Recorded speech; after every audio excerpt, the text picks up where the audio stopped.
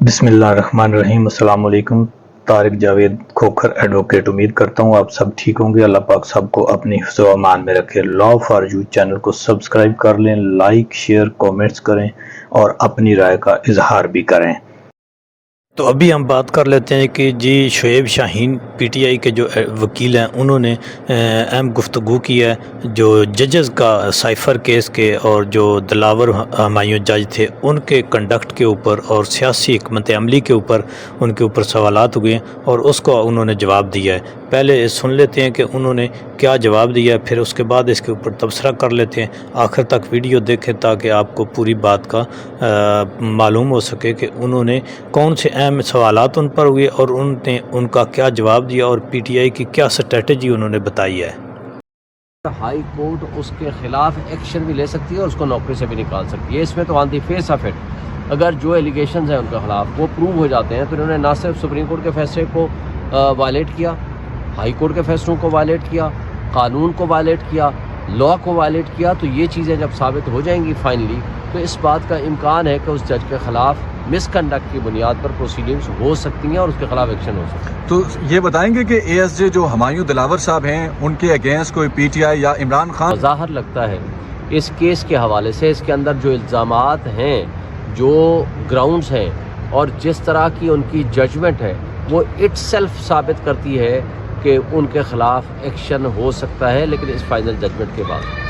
اچھا شعیب شاہین صاحب، اس کے علاوہ نارملی دیکھ رہے ہیں کہ اس وقت تمام تر پارٹیز ایکٹیو ہو چکی ہیں، پی ٹی آئی اس طریقے سے ایکٹیو نہیں ہے۔ ٹکٹ وکٹس کے حوالے سے کیا آپ لوگوں کی حکمت عملی ہے؟ کب تک ٹکٹس بانٹیں گے؟ کیا پلاننگ ہے نیکسٹ آپ لوگوں کی؟ دیکھیں ہماری تو پی ٹی آئی کی حکمت عملی بالکل تیار ہے۔ جو ہی شیڈول جاری ہوگا آپ کو ٹکٹیں بھی مل جائیں گی اور کینڈیڈیٹس بھی سامنے آ جائیں گے، سب کچھ ٹھیک ہوگا۔ سوال ان سے پوچھنا چاہیے کہ جو ٹکٹوں کی تقسیم سے پہلے اغوا برائے بیان کا تسلسل جو ہے وہ ابھی تک جاری و ساری ہے۔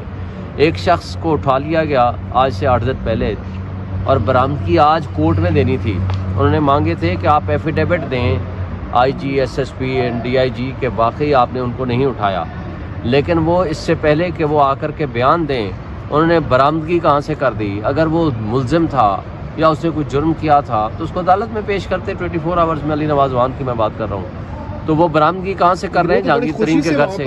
نظر آ رہے خوشی سے، آپ کو خوش نظر آ رہے تھے؟ جی بڑی اسمائل، اگر ایسی خوشیاں تھیں، سوال یہ ہے یہ بتائیے انہوں نے اللہ ایسی خوشیاں پاکستانیوں کو تو نصیب نہ کرے، ایسی خوشیاں ان کو نصیب کرے جو اس طرح کی خوشیوں پہ خوش ہیں۔ بات یہ ہے کہ دیکھیں اگر ایک شخص کو اٹھایا جاتا ہے، اغوا کیا جاتا ہے، ایک شخص کو گرفتار کیا جاتا ہے یا اس کو کوئی بھی نام دیں اور اس کے بعد وہ کن کیفیت سے گزار کے وہاں پہنچایا جاتا ہے تو اس کے اوپر تحقیقات تو ہونی چاہیے نا۔ کون تحقیق کرے گا؟ کوئی ادارہ تحقیق کرے گا؟ کیا کوئی جوڈیشل کمیشن بنایا جائے گا؟ کیا کوئی سپریم کورٹ اور ہائی کورٹ جو لوگوں کے حقوق کے تحفظ کی قسم اٹھائی ہوئی ہے یا وہ کریں گے؟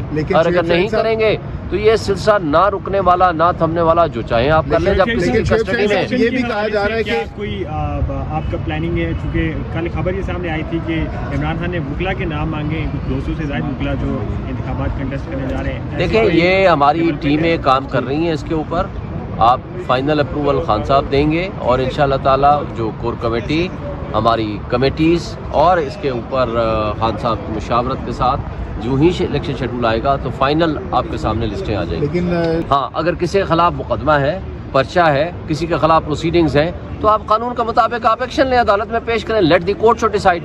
اور کتنے ان کے آپ بتا دیں جلسے تھے جن کو سیدھی گولیاں مار کے کوئی جلسہ نہیں کرنے دیا، کوئی کنونشن نہیں کرنے دیا گیا تھا، کتنے لوگ ان کے تھے؟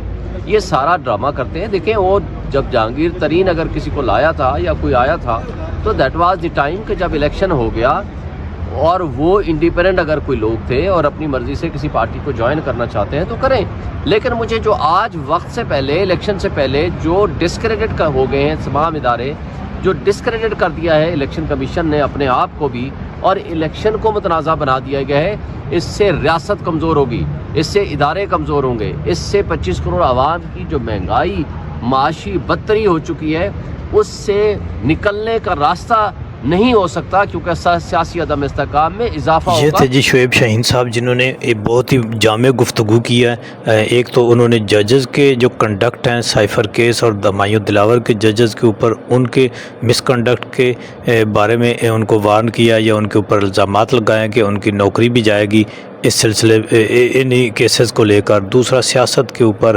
اور انہوں نے اپنے پی ٹی آئی کی جو سیاسی حکمت عملی ہے اس کے اوپر آگاہ کیا ہے. پھر انہوں نے اپنے خدشات کا اظہار کیا ہے کہ جس طرح سے ملک میں یہ اغوا کیا جاتا ہے، لوگوں کو اٹھایا جاتا ہے، پھر پریس کانفرنس کی جاتی ہے، اس سے مزید سیاسی عدم استحکام میں اضافہ ہوگا.